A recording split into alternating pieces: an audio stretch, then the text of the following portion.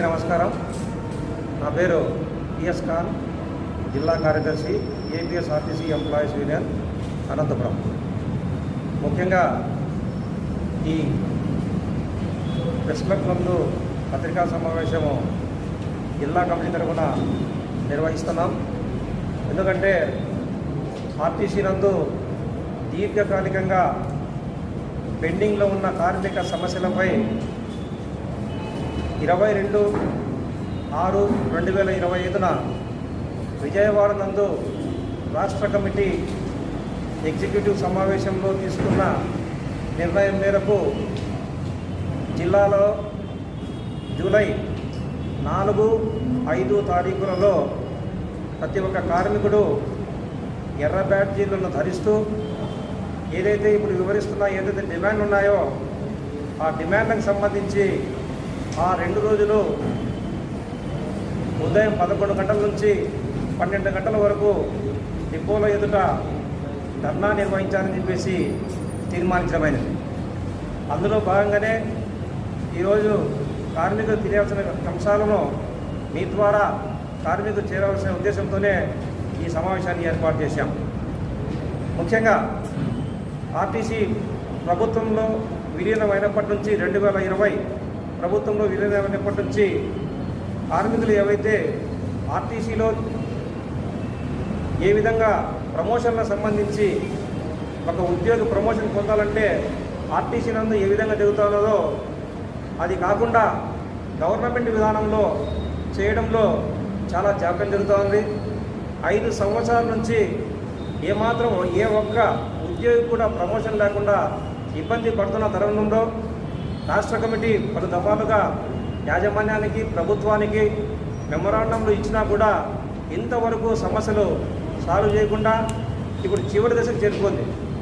ఏదైతే ప్రమోషన్లకు సంబంధించి ఫైల్ ఏదైతే ఉందో అది గౌరవ ముఖ్యమంత్రి గారి దగ్గర ఉంది కాబట్టి ఖచ్చితంగా త్వరితగతిన ఆ ఫైల్ను ప్రమోషన్లకు సంబంధించిన ఫైలును ఖచ్చితంగా తొందరగా దాన్ని క్లియర్ చేయాలని చెప్పేసి మా యూనియన్ తరఫున డిమాండ్ చేస్తూ ఉన్నాం. అలాగే ఆరోగ్యానికి సంబంధించి ఆర్టీసీలో ఉన్నప్పుడు ఆరోగ్యం సంబంధించి యాజమాన్యం వారు చాలా కేర్ తీసుకునేవారు. చిన్న ఒక ఐడి కార్డుతో లక్షల వైద్య సౌకర్యం పొందేవాళ్ళం. కానీ ఈరోజు ప్రభుత్వంలో విలీనం చేసిన తర్వాత ఎంప్లాయీ హెల్త్ స్కీమ్ అని చెప్పేసి 225 రూపాయలు మా జీతాల నుంచి రికవరీ చేస్తూ ఈరోజు ఈహెచ్ఎస్ అనేది పనికి రాకుండా అయిపోయింది. దీనిపైన దాదాపుగా 5 సంవత్సరాల నుంచి పోరాటంలోనే ఉన్నాం. గౌరవ ఎంపీ గారు దీనిపైన ఒక క్లారిటీ తీసుకొచ్చి పోలీసు విభాగంలో ఏ విధంగా వైద్య సౌకర్యం అందిస్తూ ఉన్నారో ఆ వైద్య సౌకర్యాన్ని అందిస్తామని చెప్పేసి పలుమార్లు తెలిపారు. దీనికి సంబంధించి ఒక కమిటీ కూడా 2024 సంవత్సరంలో గవర్నమెంట్ కమిటీ వారు వచ్చి ఒక రిపోర్టు తీసుకెళ్లారు.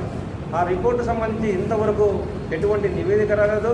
కాబట్టి ఆ ఈహెచ్ఎస్ స్కీమ్స్ కింద ఏదైతే పాత పద్ధతిలో ఆర్టీసీ కార్మికులు ఏ విధంగా వైద్యం పొందుతున్నారో అదేవిధంగా గవర్నమెంట్లు కూడా అదే విధానాన్ని కొనసాగించాలని చెప్పేసి ఈ విధంగా దానికి సంబంధించి ఈ మెమోరాండంలో పొందుపరచబడింది.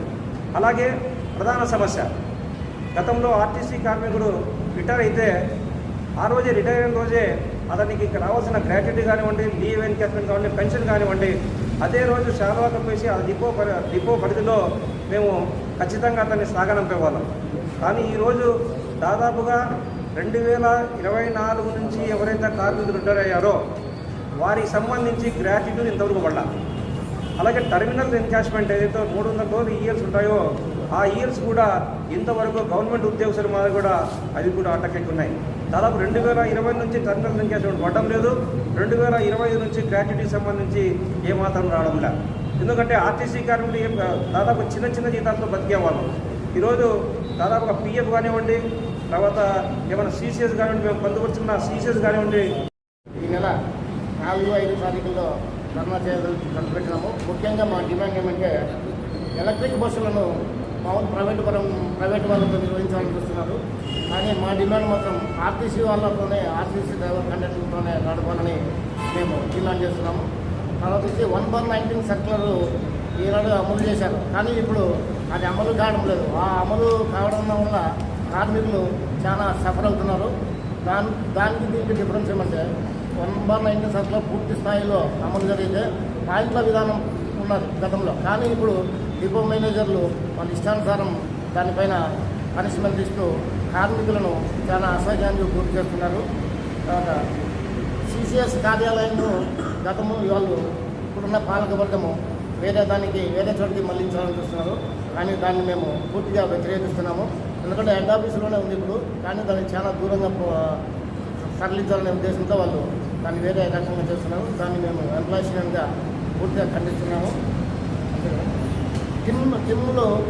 టిమ్ములు నాణ్యత లేని టిమ్ములను మాకు సప్లై చేసి టిమ్ము డ్యామేజ్లు అవుతాయి. మామూలు జర్నీ చేసేటప్పుడు ఎక్కడో సగం తగ్గుతుంది. దానిపైన చాలా పనిష్మెంట్లు, తర్వాత రికవరీలు పెట్టున్నారు. దాన్ని కూడా మేము ఆపాలని, దానికి ఇన్సూరెన్స్ చేయాలనే డిమాండ్తో మేము ఈనాడు కోరుతున్నాము.